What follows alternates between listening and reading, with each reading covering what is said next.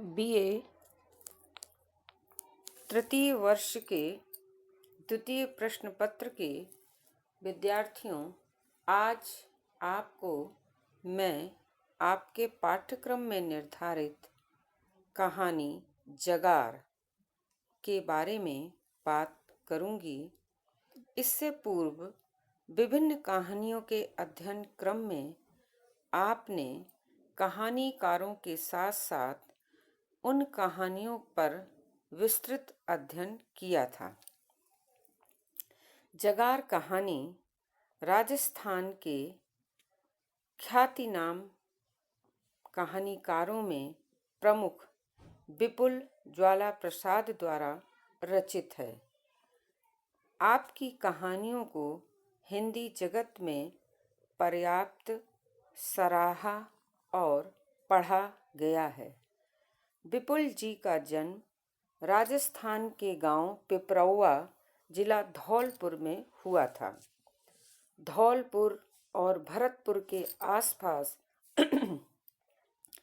की जो भाषिक संरचना है, उस भाषिक संरचना को भी हम इस कहानी में देखेंगे और उस भाषिक संरचना के अनुरूप ही कथाकार ने जिस कथा का ताना बाना इस कहानी में प्रस्तुत किया है, वो बड़े सजीव रूप में हम अपने आसपास के परिवेश में घटते हुए पाएंगे। आपका लेखन के प्रति बचपन से ही स्वाभाविक रूप से रुझान था, या हम कह सकते हैं कि बाल्यकाल से ही विपुल जी लेखन कला के प्रति बहुत अधिक जिज्ञासु थे। आपने लगभग 7वें दशक से नियमित लेखन कार्य आरंभ किया।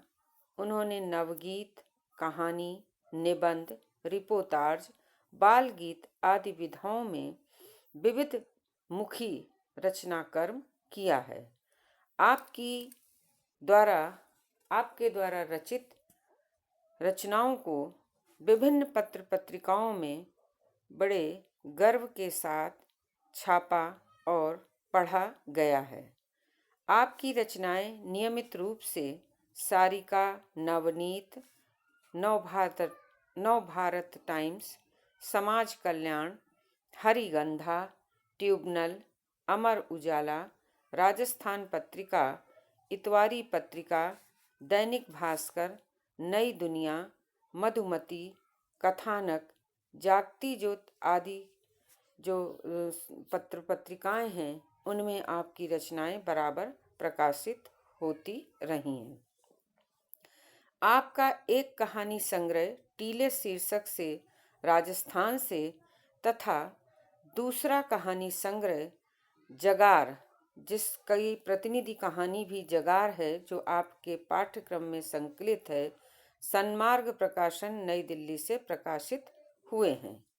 विपुल जी को भारत सरकार द्वारा भी सम्मानित किया जा सकता है।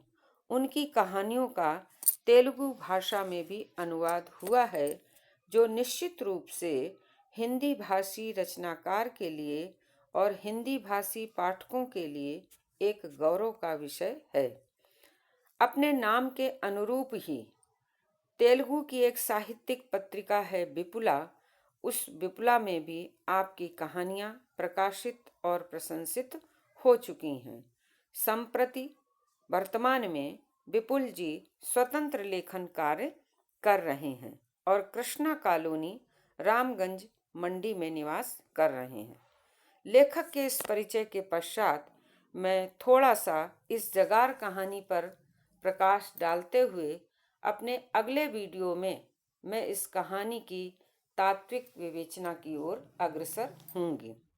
जगार कहानी, जैसा कि शीर्षक है, जगार शब्द अगर इस देशज शब्द है जो जगाहर और तत्सम रूप में जागरण शब्द का प्रतिनिधि शब्द है, या जागरण से बिगड़कर बना है जगाहर, और जगाहर से बिगड़कर क्षेत्रीय देशज रूप में इस शब्द का विकास हुआ है जगार। जगार जागरण, जागृति और जागृति अंततः क्रांति का, चेतनता का प्रतीक है। ये इस रूप में भी ये शीर्षक बहुत अधिक आकर्षक और प्रभावशाली और अर्थवत्ता से युक्त है कि जगार कहानी विपुल जी की एक प्रतिनिधि कहानी है, जिसमें विपुल जी ने समाज में व्याप्त असमानता के विरुद्ध बड़े तीखे सुर को मुखरित किया है। इस कहानी की कथा वस्तु बहुत संक्षिप्त रूप से यह है कि इस कहानी में जनई यादव नाम के पात्र ने अपने धन बल और जन बल के आधार पर राजेश और उसके भाई की जमीन पर जबरदस्ती कब्जा कर लिया है। राजेश शहर में रहकर नौकरी करता है। उसके बड़े भाई खेती बाड़ी देखते हैं और जब जनई यादव उनकी भूमि पर कब्जा कर लेता है तो भाई तार देकर अपने छोटे भाई राजेश को गांव में बुलाता है और जनई यादव के द्वारा किए गए अत्याचार की बात बताता है। राजेश प्रारंभ में तो अपने भाई भाभी की पीड़ा सुनता है और अपने भाई और या अपने परिवार के ऊपर होने वाले अत्याचार के से निजात पाने के लिए या होने वाले अत्याचार को बतलाने के लिए वह गांव के एक बहुत लोकप्रिय और प्रभावशाली व्यक्ति पातीराम के पास जाता है। पातीराम भी जनई यादव के विरुद्ध बोलने के लिए कुछ असमर्थ लगते हैं या वो उसकी उपेक्षा कर देते हैं। राजेश परेशान होकर कानून के द्वारा अपनी जमीन वापस पाने के लिए तहसीलदार के पास एप्लीकेशन, प्रार्थना पत्र देता है। तहसीलदार भी जिस तरह से राजेश को जवाब देता है वो हमारे जो आज के जनप्रतिनिधियों के कब्जे में जो नौकरशाही है उस नौकरशाही का बड़ा जीवंत चित्रण कहानीकार ने किया है।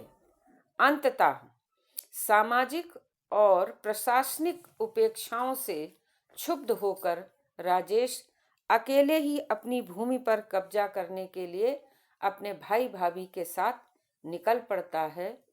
जब वो पातीराम के दरवाजे से निकलता है तो पातीराम राजेश की हिम्मत, उसका आक्रोश और उसकी चेतना से प्रभावित होते हैं और वे अपने पुत्रों को ललकारते हुए राजेश की सहायता करने के लिए पुकारते हैं। देखते देखते ही पूरा गांव राजेश की सहायता के लिए तैयार हो जाता है और अंततः कहानी इसी बिंदु पर समाप्त हो जाती है।